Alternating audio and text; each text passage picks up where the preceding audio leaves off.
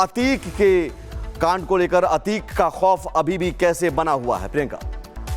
बिल्कुल, देखिए अतीक कांत हो गया है लेकिन उसके आतंक का नहीं, क्योंकि पूर्वांचल के बाहुबली माफिया अतीक अहमद और उसके छोटे भाई अशरफ भले ही इस दुनिया में नहीं है, लेकिन उनके आपराधिक रसूख का फायदा उनके गुर्गे बेखौफ होकर उठा रहे हैं। प्रशासन भले इन अपराधियों के खिलाफ लगातार कार्रवाई की बात कर रहा है, लेकिन अतीक के गुर्गे जमीनों पर कब्जा, धमकी और रंगदारी कर मासूम लोगों का लगातार शिकार कर रहे हैं, उन्हें परेशान कर रहे हैं, अत्याचार कर रहे हैं। कैसे, एक रिपोर्ट के जरिए दिखाते हैं।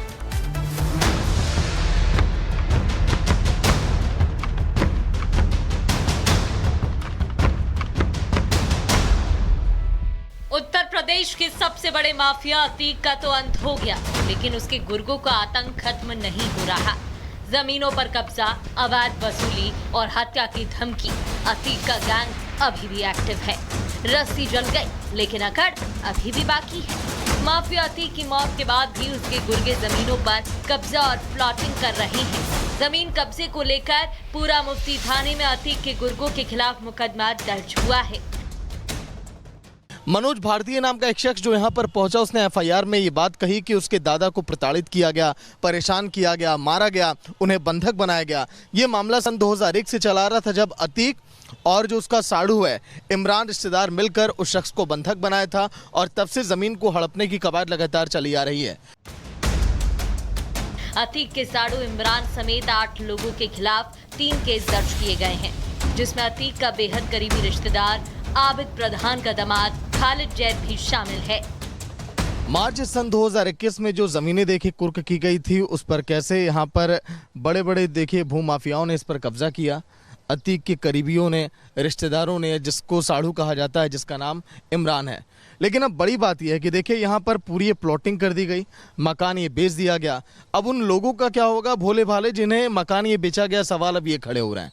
देखिए मकान तो ये बेच दिए गए, लोगों ने खरीद लिए। इस पूरी गली में लगभग इसी तरह से जो है अवैध प्लॉटिंग के जरिए, हालांकि यहाँ पर प्रशासन की टीमें पहुंची, भारी संख्या में पुलिस बल भी यहाँ पर पहुंचा। अब देखिए यहाँ के लोगों को नोटिस भी जारी किया गया है। अतीक गैंग ने जबरन डरा धमकाकर जमीन पर कब्जा किया। पीड़ित परिवार टूटी फूटी खपड़ैल वाली झोपड़ी में रहता है। 2 वक्त की रोटी के लिए भी मशक्कत करनी पड़ती है, लेकिन गरीब परिवार से उल्टा 5 करोड़ की रंगदारी मांगी जा रही है। ये जो मैं आपको घर दिखा रहा हूँ इस समय, देखिए खपड़ैल नुमा ये घर है। ऊपर आपको बांस बल्ली आपको लगी हुई दिखाई दे रही है, तिरपाल आपको दिखाई दे रहा है। अब ये जो घर है, इस घर के देखिए शख्स यहाँ पर मनोज हमारे साथ हैं।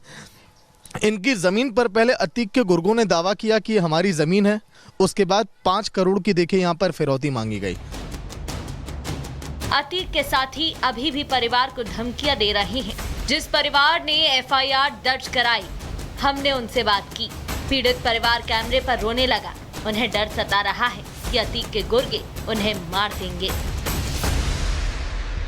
हम लोग अनपढ़ आदमी कुछ नहीं कह सकते हैं। गली गली पागले की तरह भटक रहे हैं ये जमीन के पीछे। उसी में जवाब बोते थे, खाते पीते हमारे लड़का आज हमारे हाथ से छीन ली ये गुंडागर्दिश ने।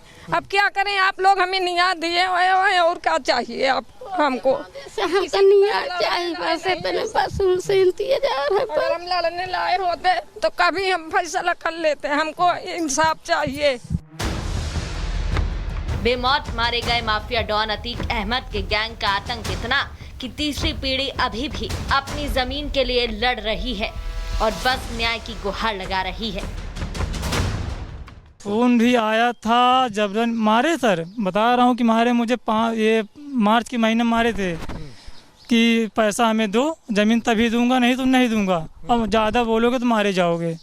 तो सर मैं रोज़ कमाने खाने वाले उनको 5 करोड़ रुपये कहाँ से दूँ? रोज़ मैं 450-500 कमाता हूँ, ईंटा गारा करता हूँ, लेबराई करता हूँ, कहाँ से दे पाऊँगा इनको? मैं इसी में कोर्ट से, न्यायालय से, सरकार से अपील करता हूँ, मुझे न्याय कर दीजिए सर। एक मुख्तारियाम जबरन इन लोग को मारपीट के कैसे भी कराया गया, वो मुख्तारियाम वैलिड रहा 10 मार्च 2003 तक। उसके बाद जिस व्यक्ति से निरस्त किया गया, उस 10 को निरस्त हो गया, और उस व्यक्ति ने 16/4/2003 को बैनामा कर दिया। साजिश देखिए, जिसने बैनामा कराया, क्योंकि कोर्ट में साबित ना हो पाए, कुछ ना हो जाए, अतीक अहमद कार्यालय के पास सन 2005 में उसकी गोली से छलनी करके हत्या कर दी गई। मुख्य साजिश करता चला गया और ऐसा षड्यंत्र रचा गया कि सन 2006 से अतीक अहमद के सगे साड़ू इमरान के नाम वो ज़मीन आ गई। तो जब माफिया का अंत हुआ किसी भी प्रकार से इन्होंने हिम्मत जुटाई, कागजात हमने सर्च किए तो स्पष्ट पाया गया इनके साथ धोखा हुआ। फिलहाल प्रयागराज में माफिया डॉन अतीक अहमद और उसके भाई अशरफ की मौत के बाद भी गुर्गे और रिश्तेदार गैंग ऑपरेट कर रहे हैं, लेकिन इनका भी अंत जल्द होने वाला है। Bureau report, Republic Bharat. Atiq के कांड को लेकर अतीक का खौफ अभी भी कैसे बना हुआ है, प्रियंका? बिल्कुल, देखिए अतीक कांत हो गया है लेकिन उसके आतंक का नहीं, क्योंकि पूर्वांचल के बाहुबली माफिया अतीक अहमद और उसके छोटे भाई अशरफ भले ही इस दुनिया में नहीं है, लेकिन उनके आपराधिक रसूख का फायदा उनके गुर्गे बेखौफ होकर उठा रहे हैं। प्रशासन भले इन अपराधियों के खिलाफ लगातार कार्रवाई की बात कर रहा है, लेकिन अतीक के गुर्गे जमीनों पर कब्जा, धमकी और रंगदारी कर मासूम लोगों का लगातार शिकार कर रहे हैं, उन्हें परेशान कर रहे हैं, अत्याचार कर रहे हैं। कैसे, एक रिपोर्ट के जरिए दिखाते हैं।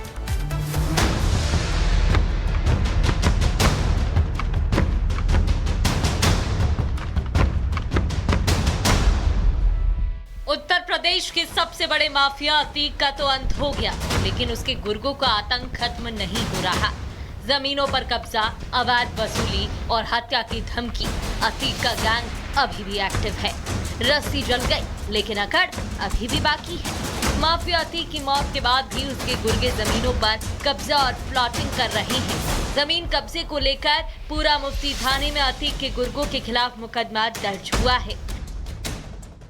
मनोज भारतीय नाम का एक शख्स जो यहाँ पर पहुंचा, उसने एफआईआर में ये बात कही कि उसके दादा को प्रताड़ित किया गया, परेशान किया गया, मारा गया, उन्हें बंधक बनाया गया। ये मामला सन 2001 से चला रहा था, जब अतीक और जो उसका साड़ू है इमरान रिश्तेदार मिलकर उस शख्स को बंधक बनाया था और तब से जमीन को हड़पने की कवायद लगातार चली आ रही है। अतीक के साड़ू इमरान समेत 8 लोगों के खिलाफ 3 केस दर्ज किए गए हैं, जिसमें अतीक का बेहद करीबी रिश्तेदार आबिद प्रधान का दामाद खालिद जैद भी शामिल है। मार्च सन 2021 में जो जमीनें देखिए कुर्क की गई थी, उस पर कैसे यहाँ पर बड़े बड़े देखिए भूमाफियाओं ने इस पर कब्जा किया। अतीक के करीबियों ने, रिश्तेदारों ने, जिसको साड़ू कहा जाता है, जिसका नाम इमरान है। लेकिन अब बड़ी बात यह है कि देखिए यहाँ पर पूरी प्लॉटिंग कर दी गई, मकान ये बेच दिया गया। अब उन लोगों का क्या होगा, भोले भाले जिन्हें मकान ये बेचा गया, सवाल अब ये खड़े हो रहे हैं। देखिए मकान तो ये बेच दिए गए, लोगों ने खरीद लिए। इस पूरी गली में लगभग इसी तरह से जो है अवैध प्लॉटिंग के जरिए, हालांकि यहाँ पर प्रशासन की टीमें पहुंची, भारी संख्या में पुलिस बल भी यहाँ पर पहुंचा। अब देखिए यहाँ के लोगों को नोटिस भी जारी किया गया है। अतीक गैंग ने जबरन डरा धमकाकर जमीन पर कब्जा किया। पीड़ित परिवार टूटी फूटी खपड़ैल वाली झोपड़ी में रहता है। 2 वक्त की रोटी के लिए भी मशक्कत करनी पड़ती है, लेकिन गरीब परिवार से उल्टा 5 करोड़ की रंगदारी मांगी जा रही है। ये जो मैं आपको घर दिखा रहा हूँ इस समय, देखिए खपड़ैल नुमा ये घर है।